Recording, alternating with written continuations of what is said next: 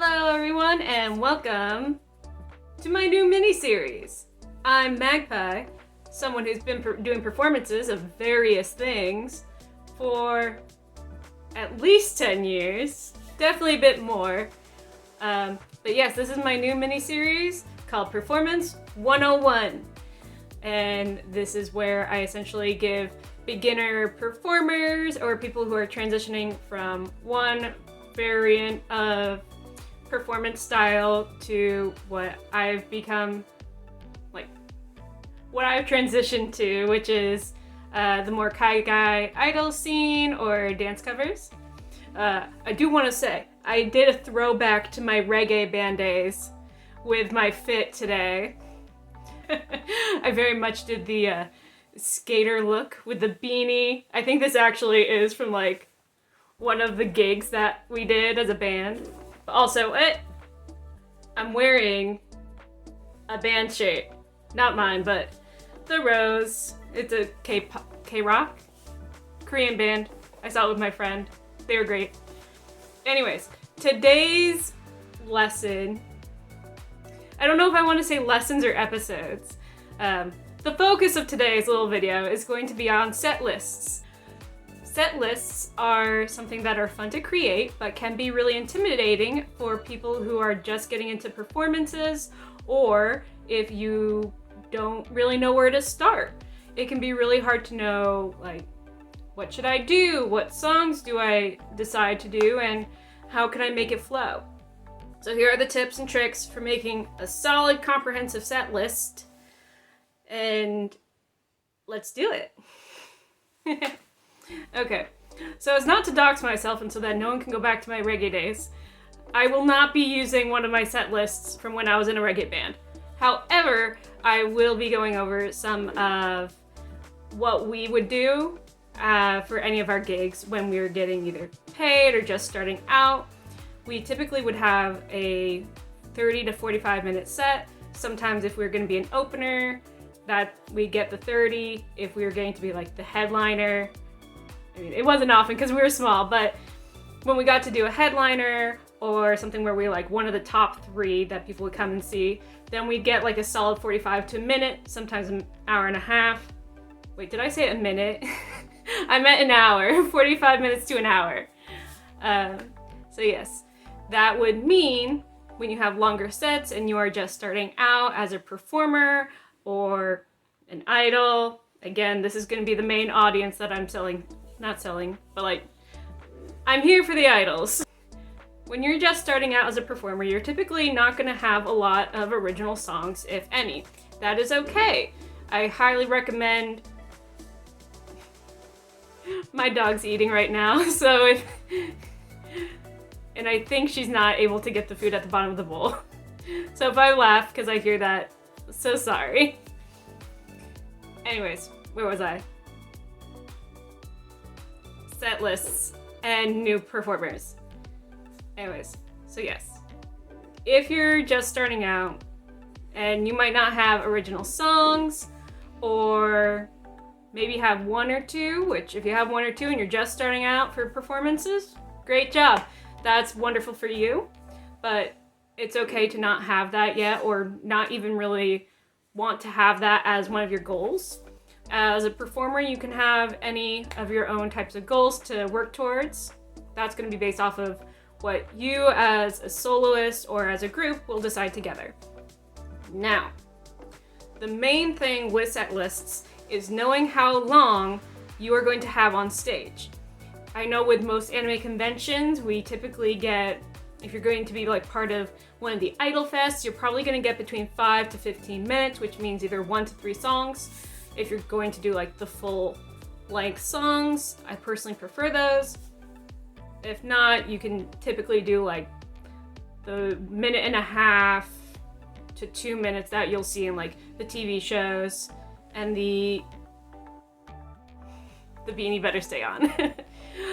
Anything that you'd see in the anime, which will be 1 minute to 2 minutes. And with that, then you'd get to do maybe 4 to 5 songs with maybe a little vocal break where you can do some crowd work. Talk to the crowd, just be hi, I'm member so-and-so. I'm member so-and-so, and just, work the crowd. That's probably my favorite thing about performing, really, just getting to interact with people. I think that's really fun, and being able to bring the energy up. What you decide to do, all dependent on what your theming is for your group or soloists. But anyways, going back to set lists, we gotta know first how long you get to be on stage. Secondly, what's gonna be the target demographic.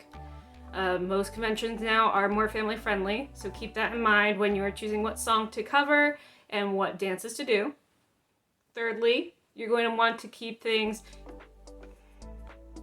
if you're doing more than 1 to 2 songs, change up the tempo for the songs.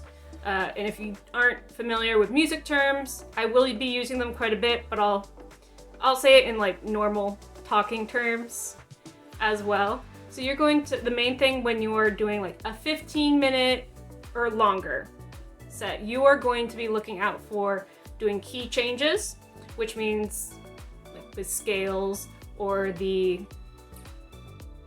it's essentially the different chords and the way that things are set up. It'll be a different sound. And that you can easily Google, probably like fact check it online, like Google the name of the song and type in like what key is yada yada yada in, or what is the tempo, or how fast or slow is do do do do, and then you'll be able to see the differences between like fast songs, slow songs, and go from there. Again, for short sets, it is totally fine to do 2 to 3 very high energy songs that are really fun. The crowd knows. If you have a 10 to 15 minute set, I'd say ideally do at least one song that is popular or like at least trending during whatever year or month, because trends are very short nowadays. Do at least one that the crowd knows, or at least like a fandom favorite. If you're doing Love Live, then you're probably gonna do, and it's winter, you're probably gonna do Snow Halation. If you're doing Idolmaster, you're gonna do Idolmass. That sounds really bad, like I don't like Idolmaster. I do like Idolmaster. I just can't think of them. I just like Tulip. Or like the Cinderella one. Oh, I sound like a bad Idol fan. Essentially, like, if you know what theme you're going with, if you're doing like a dance cover group from a certain group or anime series, use those songs, at least 1 to 2, and then you can have like an original or like maybe like a different genre song that might not be from. The easiest for me example is for Love Live. I'm not gonna move this, but look, it's Muse. I am a Love Live fan. So if you're doing a Muse group from Love Live, you're gonna want to do at least 2 Muse songs if you're doing a 15-minute set, and then you could do 1 different Love Live song. Or if you have like 9 members of your group, you're gonna be able to do either 3 subunits. So each person would do one of the different subunits, like BB, Lily White, and the other one, Printeps. There you go. I am a Love Live fan. Anyways, so if you have a 15-minute set, do the subunits. If you have a 10-minute set, just do 2 high energy songs that are at least different keys, so that then they sound a bit different. The biggest part with why you want to have something that's differentiating between the different songs is so that then the audience knows when one song ends and then the next begins, as well as having an all-around, how do I word this? You want it to have like this swell type of feeling. It's almost like, not storytelling, but having like a fast song, a slower song, and then a fast song to end it out is a really good way to keep the audience's energy up as well as remain engaging. Again, 5 to 10 minute set, you're good to just do 2 high energy dances or songs. That's up to you, but I would heavily try and change your mind if you want to do 2 slow songs, because that's gonna be boring. Is that mean to say? Yes. But you don't want to have like a slow song that's a love song and then a slow song that's a sad song, because no one's gonna be like, yes, they'll use the light sticks and it'll be fun, but no one's gonna be really having as good a time. The main reason why most people go to these idol fests, or even like just like solo performances, is because in the West, it's not as easily, you're not as easy to get to those types of concerts, while it's easier to go to like Western bands. So when you're doing these at anime conventions, you're gonna want to do like the bangers, absolute bangers, maybe a deep cut or 2, and then you can do like a personal favorite. It's very much being consistent to what you know the audience wants. Most conventions are family friendly, so I would highly recommend keeping with family friendly either shows or songs. Even if you're like, no one's gonna know Japanese, no one's gonna know this language, I can get away with doing something that's maybe a bit spicy and risque. Don't, because you don't know. You don't know what people know, and if you're going to be doing choreography and you have something that's maybe a bit spicy, there's probably gonna be choreography that's spicy. Don't do it. I realize the more I'm saying, the more I sound old and very like button-up shirt. That is not what I'm trying to go for. Just trying to let you know, here are the expectations. Because if you have something that's more fun for the audience, or even that's just approved by more people in general, you're going to get more engagement, you're going to get a wider fan base, and you never know, maybe even people will invite you out to their idol fests or to the conventions to perform. It's all about playing for the crowd's wants. Now here's where I will reference my reggae band era, just because this is a way to incorporate original songs. I was in the band for 4 years, and then left due to like creative differences, since I want to, again, follow the idol dream. But when we were just starting out, we only had 2 original songs, and we would be there for like a 30-minute gig. So what do you do when you have only 2 songs that you've written and play that are, maybe 3.5 minutes each?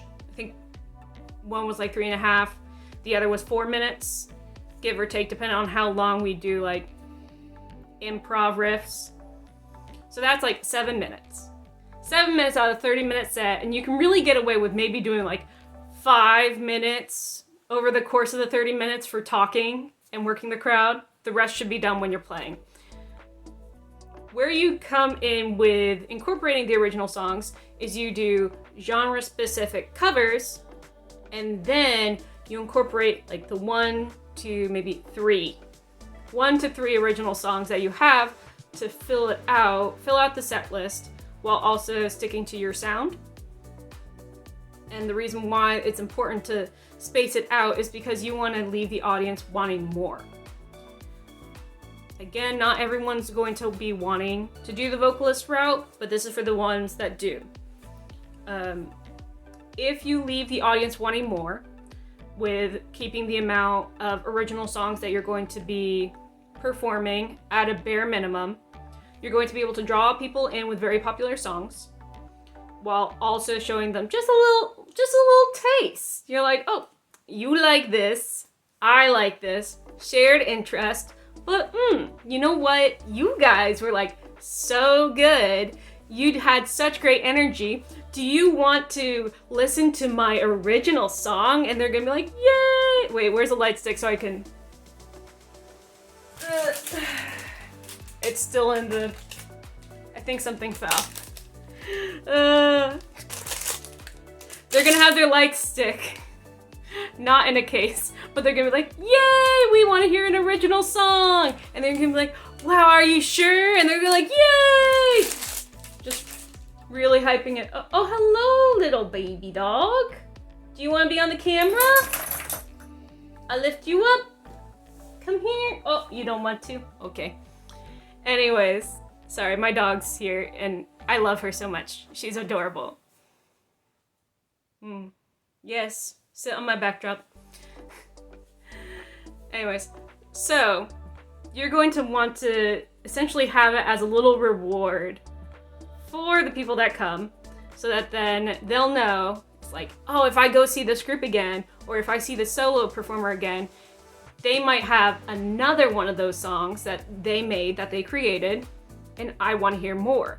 Or you can also use that time to do, like, if you have any EP coming out, or like a mini single.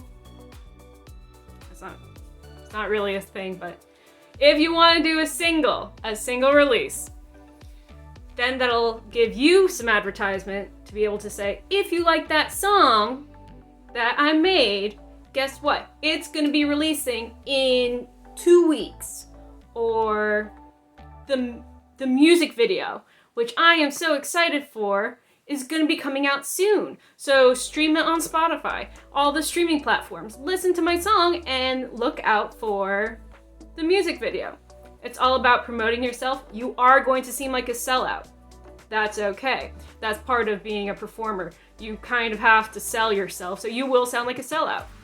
If you are punk like me, you have to swallow that pill very quickly. Either way, you're gonna be a sellout. I sound very dumb when I'm talking about this, and I realize that. But anyways, so as the takeaways for the set list, because I don't want this to be too long of a video, because I feel like my next one's gonna be long. It's 1, know the audience. 2, change up the keys that each song is in. So like you could do an E major, a song that's in E major, do a song that's in C major, and then you could do another song in E major as the little mini example. Do the fast, slow, fast rule. And then if you get to do more than 3 songs, do fast, fast, slow, fast, slow, fast. And then if you have originals, do cover. I'm essentially doing, like, if you have a 5 song set, so 25 minutes, do cover, original, cover. Yeah. If you only have 1 original, stick that in the middle or right before the encore song. If you have 2 original songs, have the slow song and like ideally it'll be like one's gonna be high energy, one's gonna be a bit slower, or have like a different feel. Leave the most high energy and crowd pleasing one as your encore for the final song. That'll keep the audience wanting more and have this high energy impact, which will keep them engaged and having a great time. All right, that is the end of episode 1 of Performance 101 with me, Magpie. This is going to be edited and sent out to the YouTubes. And then you can like it, subscribe, leave a comment on what you want to learn about. And then next week I'll be coming in with my next video, which is going to be how to do choreography with a microphone, because not everyone knows how to do that. So I'll help you out. All right. Thank you. And goodbye. I still don't know how to do outros. Okay, bye.